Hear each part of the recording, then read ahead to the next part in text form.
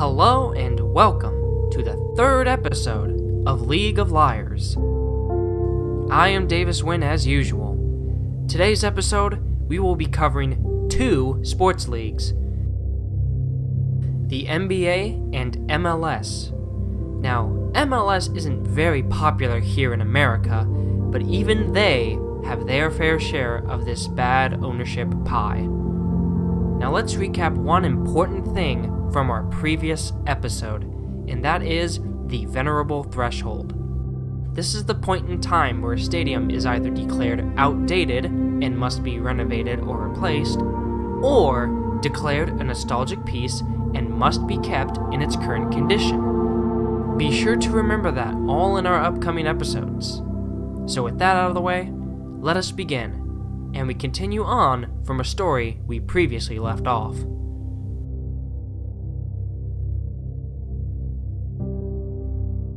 Ah yes, the return to Oakland.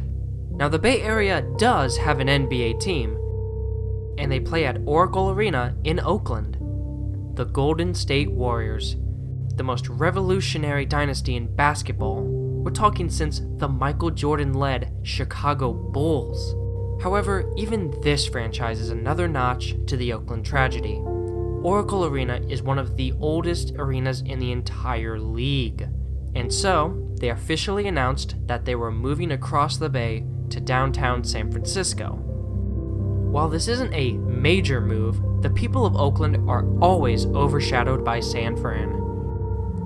The brand new Chase Center will be ready in fall 2019. The land is owned by the Warriors, and they didn't even need voter approval. So how does Oakland suffer if the team is only moving a couple dozen miles away? The problem is, surprisingly, the team. Let's not beat around the bush. The Warriors are not basketball first, at least not anymore. They are the same fate as the Chicago Bulls or the New York Yankees. It is now a brand. A brand that happens to also be a sports team. It's hard to find someone who doesn't own Warriors gear. Maybe a t-shirt, a Kevin Durant jersey, some shorts, maybe a Steph Curry shoe line. And what helps make a brand more popular? Sponsorships and corporate deals. And that is where we find our golden dilemma. The new arena will have a different atmosphere than Oracle did. Oracle Arena was better known as the Roracle, and it had an intense game day experience that rivaled many college games. The new Chase Center is corporate. It is sponsor first, brand second arena. Where are the fans put? Who knows, but they are not priority number one. The Warriors will continue their dynasty, but the fans who were already outpriced by the ticket hikes, they don't seem to have any hope of seeing a game across the bay. People will still go to games, but it will be more corporate. So many of the best fans are going to be priced out, and I might be one of them, says Warriors fan Leslie Sosnick. The brand will flourish for sure, but the fan base, the true fan base mind you, will slowly begin to die out. Oakland just can't seem to catch a break. New arena renderings have surfaced, and one good look can show you all of the difference. You can just notice the changes in the atmosphere between these two arenas. The Roracle, the student section of the NBA, was killed off in their final game.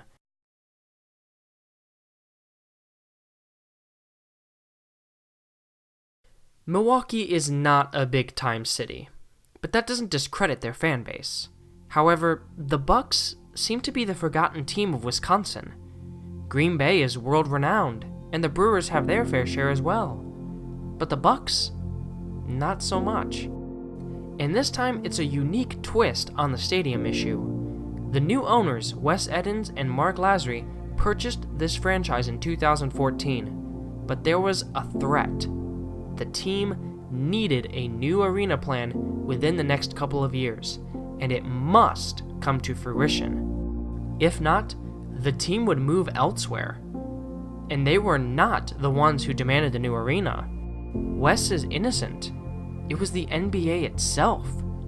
A clause in the ownership contract stated that, and I quote, "The purchase agreement included a clause allowing the NBA to buy back the team for a potential relocation if the new owners did not get formal arena construction plan put into place." So the owners tried to work out a plan because obviously they wanted to keep the team. However, it came at a nasty cost. Over $100 million came from Milwaukee City and County, and the state of Wisconsin covering another $55 million, which means the total bill for public money will be roughly $400 million in total. Desperation leads to a lapse of judgment, common sense, and the knowledge of what is right. And it's a shame. The Bucks owners and fans were at the whims of the NBA. They just did what they could to save the team, but it will backfire in the end.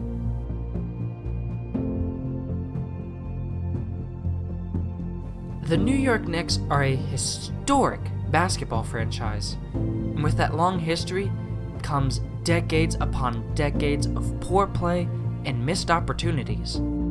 This franchise has had so many generational talents and has failed to capitalize with almost all of them. Carmelo's prime years were wasted here. Kristaps Porzingis, Derrick Rose, Joakim Noah. This team cares more about hotshot names than developing team chemistry, which is why it has been years since they have made the playoffs. Now, there are a multitude of factors with this team. Nearly everything this franchise touches turns into some sort of chaotic mess. This team hired Phil Jackson as their GM, a good coach, but he was a terrible executive. Everyone knew this, and it turns out everyone was right. The team was garbage. They had been for years, and they still are today. Phil used old-style basketball tactics, defensive focus when the game became more offensive, focusing on layups in the paint when the game is now about three-pointers. Despite the terrible play on the field and plenty of off-court drama, Phil has stayed around to everyone's dismay. He was eventually fired, but it was all too late. Everyone of note is gone, including Porzingis, and this leads us to our owner, James Dolan. I gotta say, he's not terrible, he's just dumb. He's just dumb. Probably because he cares more for his house band than his basketball franchise. Here, take a listen to this. You never meant to hurt no one. In the end, that's what you've done.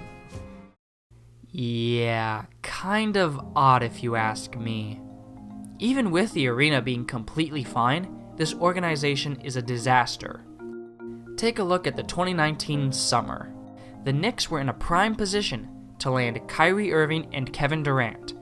The bad news is, they didn't get either of them. No Zion either. This team defies all odds, not in victory, but in humiliation.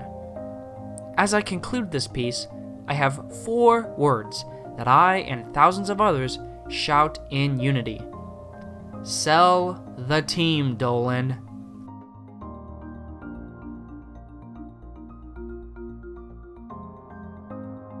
The greater Phoenix area can't seem to get a good side either.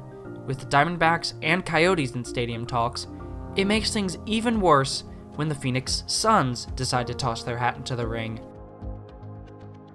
The arena, Talking Stick Resort Arena, yep, that's right, a casino resort in the outer Phoenix area of Scottsdale, owns the naming rights to this arena.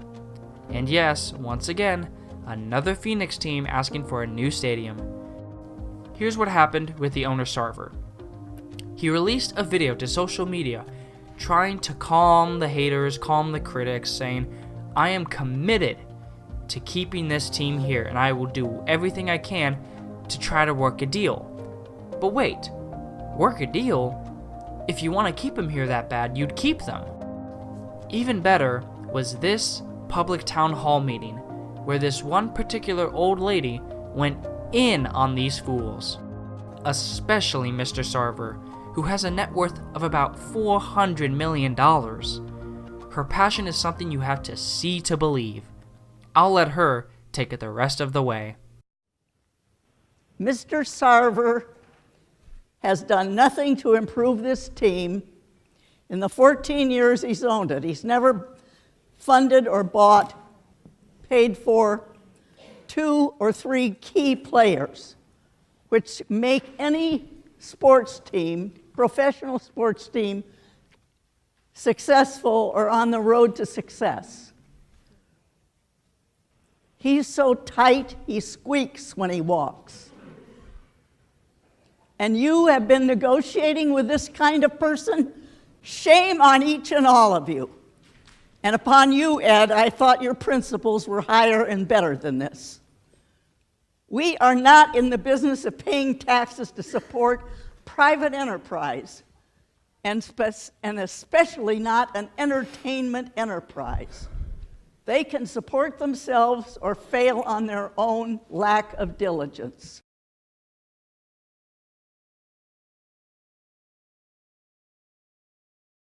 The Sacramento Kings are known for 2 things: the controversy of the 2002 Western Conference Finals, and for having a current 12 years of losing seasons.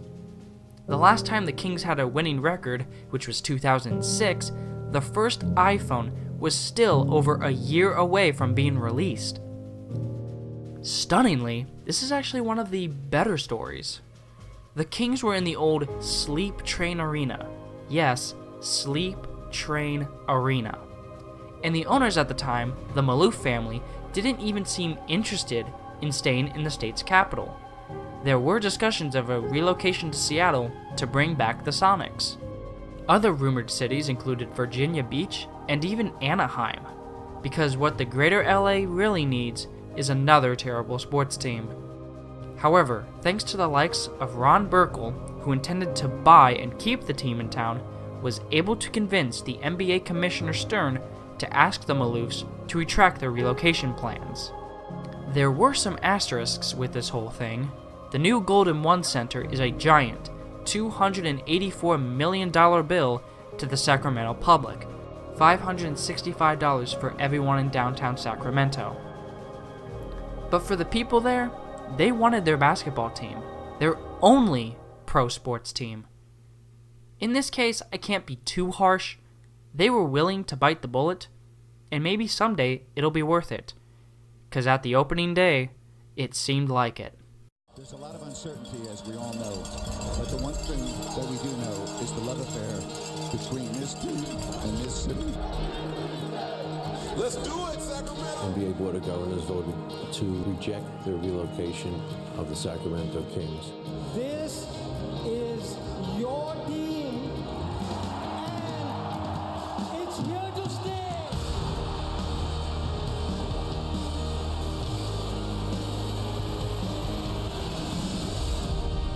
And ladies and gentlemen, please put your hands together for the man who stepped up to save the team. Kings owner and chairman, Vivek Ranadive! Hello, Sacramento. Hello, Sacramento. 3 years ago, I stood in front of all of you and I said, this is your team and it's here to stay.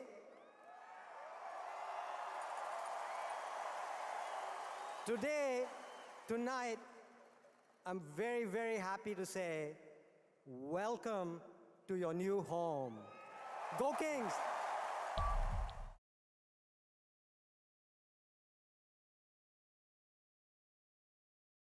This one is pretty rough. The Seattle Supersonics were the team for the Northwest of America. Our story begins in 2006. The head owner of the Sonics at this time was none other than Starbucks CEO Howard Schultz. In July of 2006, he sold the franchise to a group called the Professional Basketball Club LLC, who was rumored to relocate the franchise to Oklahoma City. Many were worried the team they had loved for almost 40 years could be gone. For some odd reason, even the mayor of OKC added his own 2 cents onto the issue. He said that I think it's presumptuous to assume that Clay Bennett and his ownership group won't own that Seattle team for a long, long time in Seattle or somewhere else. I understand that people are going to say that seems to be a likely scenario, but that's just speculation. And speculation is an understatement. It sounded more like he was trying to save face. Well, I have a loaded gun at your head, but I won't pull the trigger. Trust me. And lo and behold, the talks began. This OKC group was in talks with the local Seattle government to get renovations for the home court of Key Arena. The plan was either renovations or a brand new complex in the Seattle suburb of Renton. And when the Seattle government told him to kick rocks, OKC decided to begin their relocation process. They requested arbitration with the city to leave Key Arena before the lease expired. Seattle then sued the group to enforce the lease rules that stated that the team must play in the arena until 2010. The owners gathered and an official vote was casted on this issue. 28-2 voted in approval. It was finalized. The Seattle Sonics were gone. The real good stuff is what happened after they moved. Not long after the team relocated to Oklahoma City, private emails were leaked to the public, showing that the ownership group, before they even purchased the franchise, had high interests in moving the team to OKC. The deal was shady to say the least. If you want to look even deeper into this team's controversial relocation, there is a movie called Sonicsgate. It goes deep into the falsehoods and wrongdoings during this whole process, kind of like this series. It actually won awards for the analysis and quality of it, so I would recommend you check it out. And now, we move on to the second aspect of this episode, the MLS. Formed in 1993, it's only been around for 26 years, and it wasn't tainted by ownership for a long while. Sure, there was poor team management, but there are two recent stories that show that this league is starting to become something it really should not.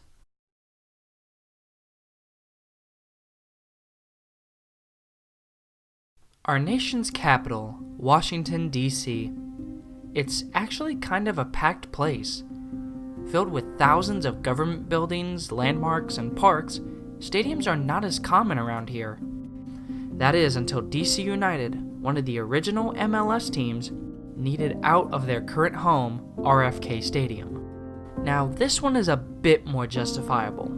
RFK was built in 1961. It's almost 60 years old and has had very few renovations. A soccer-specific stadium was actually kind of necessary. However, that does not justify the use of public money. I understand Nationals Park is not a soccer field, but temporary stays for a couple of years wouldn't be the end of the world.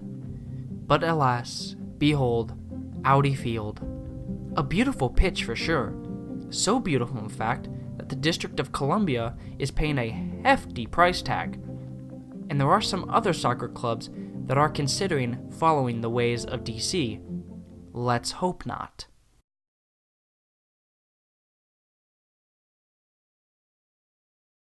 We have had a lot of tragic, heartbreaking stories on this series. We've had a few good ones here and there, but they are a rarity in American sports. This story, though, is different. It goes just to show what can happen as long as you never give up.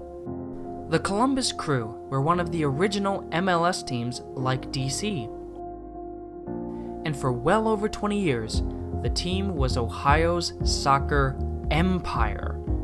They were loved by the fans, the community, and more.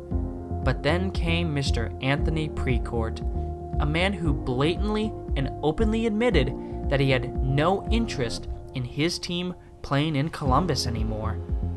He publicly announced that he intended to relocate the team to Austin, Texas, a city that already has USL. The fact that he was so unashamed and open about ripping this team from Columbus really showed how much he cared for the city. The outcry was almost immediate. But alas, it was to no avail. He didn't care. He never did. It got to a point where a new hashtag, Save the Crew, began. It became a sensation. It was so important to the MLS community, even other teams showed their support. Even rival clubs were against Precourt's intentions. Everyone supported Columbus, but Precourt had the hammer, and he continued his relocation process. But that all changed months later. It all started with people citing a specific law from the Ohio State Legislature. This legislation was titled the Art Modell Law, and this law stated that, according to The Guardian, the never-before-tested law prohibits an owner of a team who uses tax-supported facilities and accepts financial assistance from the state from moving unless they give 6 months' notice and give individuals who live in the area an opportunity to buy the team. What this meant was that Precourt, who did not give the crew a 6-month notice as the law says, gave way to a lawsuit being filed. Initial attempts to throw out the case failed, and with the looming legal issues rising in both cost and controversy, all parties tried to reach an agreement that would satisfy everyone. And they did. The final settlement was as follows. The Columbus crew would remain home. Anthony Precourt and his company would cut ties with the franchise and instead be given the ownership of the new Austin expansion team that MLS gave to the city. So everyone wins here. The fans keep their team, the crappy owner is gone, and said crappy owner gets to torment a new franchise. Sorry, Austin. And with that, we have concluded another episode of League of Liars. Thank you for watching, and tune in next Friday when we take a dive into the biggest, juiciest, most corrupt-filled league in America, the NFL. Here is your final quote from Harold S. Kushner. "One man alone cannot defeat the forces of evil, but many good people coming together can."